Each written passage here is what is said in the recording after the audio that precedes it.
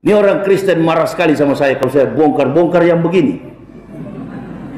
Sampai masuk penjara saya, mereka lapor. Menista agama lah, apa segala macam.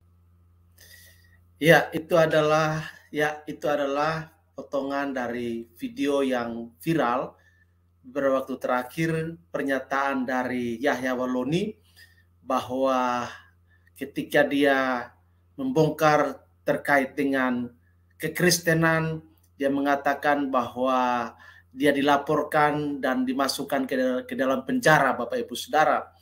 Padahal kita tahu bersama bahwa Yahya Walloni beberapa waktu yang lalu dijebloskan ke dalam penjara bukan terkait dengan masalah sunat dan baptisan Tuhan Yesus, tapi justru Yahya Walloni dia dipenjarakan, dia dijebloskan ke dalam penjara oleh karena dia melakukan satu hal yang melawan hukum di negara ini, melawan pemerintah yang berkuasa, dan bahkan menghina, merendahkan pemerintah yang berkuasa di Indonesia, dan juga pelanggaran ITE, Undang-Undang ITE, Bapak Ibu Saudara, sehingga dia dijebloskan di dalam penjara. Padahal itu bukan karena orang Kristen yang melaporkannya, tetapi karena ulah dia sendiri.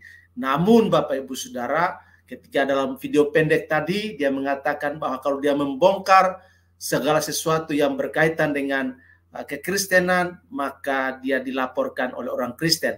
Untuk lebih jelasnya, Bapak Ibu Saudara, mari kita saksikan videonya secara lengkap berikut ini yang saya ambil dari channel Bang Richard.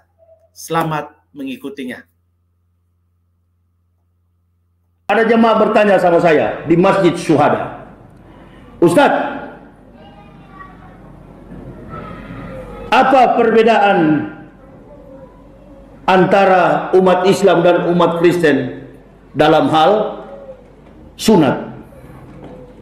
Saya katakan dalam kitab suci Kristen, Lukas pasal 2 ayat 21, New Testament, perjanjian baru, Nabi Isa atau Yesus itu disunat, bukan dibaptis.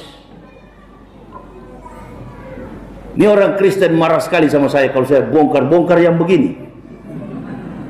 Sampai masuk penjara saya, mereka lapor. Menista agama lah, apa segala macam.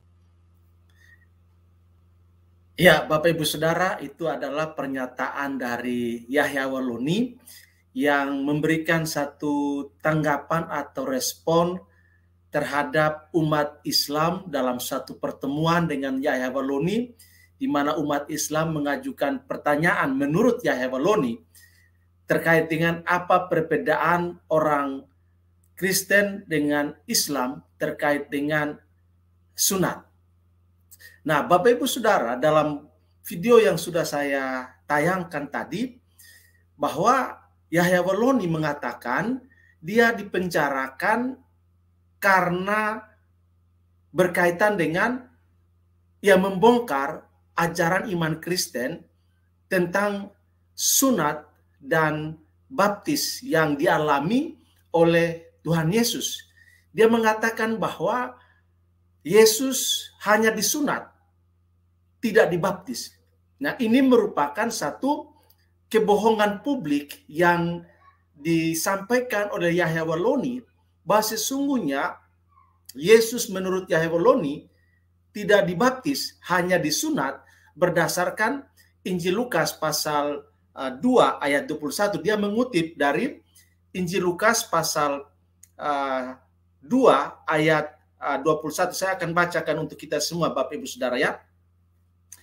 Dan ketika genap 8 hari dan ia harus disunatkan, ia diberi nama Yesus, yaitu nama yang disebut oleh malaikat sebelum ia dikandung ibunya.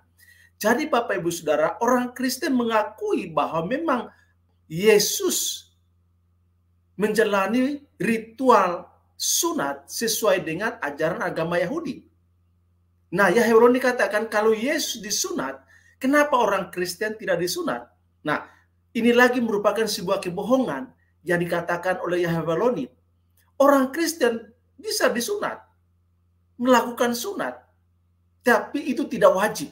Sekali lagi Bapak Ibu Saudara, bagi orang Kristen, sunat itu bukan sebuah kewajiban, tetapi bisa dilakukan berdasarkan keperluan atau kebutuhan dari aspek kesehatan.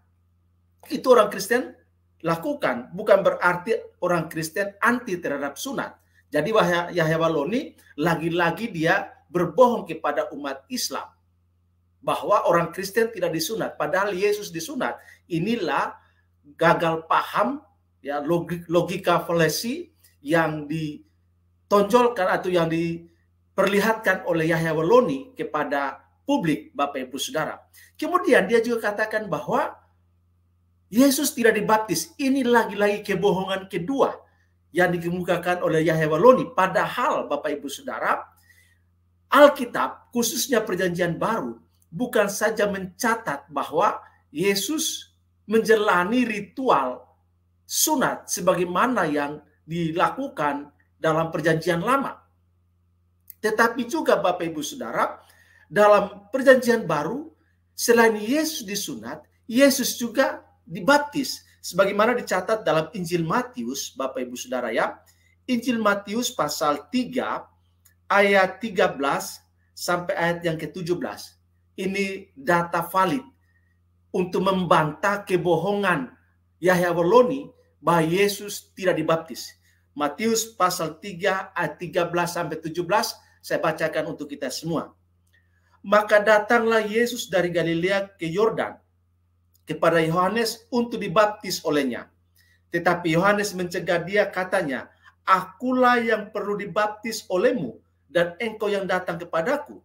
Lalu Yesus menjawab, katanya kepadanya, "Biarlah hal itu terjadi, karena demikianlah sepatutnya kita menggenapkan seluruh kehendak Allah." Dan Yohanes pun menurutinya. Sesudah dibaptis, Yesus segera keluar dari air, dan pada waktu itu juga langit terbuka, dan ia melihat Roh Allah seperti burung merpati turun ke atasnya. Lalu terdengarlah suara dari surga yang mengatakan, "Inilah anakku yang kukasihi, kepadanya lah aku berkenan." Jadi Bapak Ibu Saudara, apa yang dikatakan oleh Yahya Waloni bahwa Yesus tidak dibaptis, itu omong kosong. Yahya Waloni melakukan kebohongan publik, bahkan membohongi umatnya sendiri yang mendengarkan ceramahnya, yaitu umat Muslim, umat Islam. Dia membohongi, padahal dalam catatan Alkitab Yesus melakukan baik sunat maupun baptis. Ini adalah fakta valid yang dicatat oleh Alkitab dan membantah kebohongan, membongkar kebohongan dari Yahya Waloni. Kemudian Bapak Ibu Saudara, kebohongan yang ketiga, bahwa Yahya Waloni dipenjarakan karena orang Kristen yang melaporkannya atau karena dia membongkar ajaran-ajaran kekristenan. Itu omong kosong, itu kebohongan publik yang dilakukan oleh Yahya Waloni. Sebab kita tahu bersama bahwa Yahya Waloni dipenjarakan karena dia menghina, merendahkan pemerintah yang berkuasa, khususnya Presiden Joko Widodo pada waktu yang lalu yang melakukan pelecehan, penghinaan terhadap penguasa. Dan itu dinilai sebagai sebuah pelanggaran hukum terhadap pemerintah yang sah. Kemudian Yahya Waloni juga dinilai sebagai orang yang telah melanggar undang-undang ITE. Dan itu terbukti secara sah dan meyakinkan bahwa Yahya Waloni melakukan pelanggaran sehingga ia dijebloskan ke dalam penjara. Bukan karena dia membongkar ajaran iman Kristen, bukan karena orang Kristen yang melaporkannya. Itulah kebohongan yang dilakukan oleh Yahya Waloni. Karena itu umat Islam, umat Muslim, waspada, jadilah umat yang cerdas. Jangan mau ditipu, jangan mau dibohongi oleh ustadz-ustadz seperti Yahya Waloni. Demikian Bapak Ibu Saudara tanggapan saya. Salam.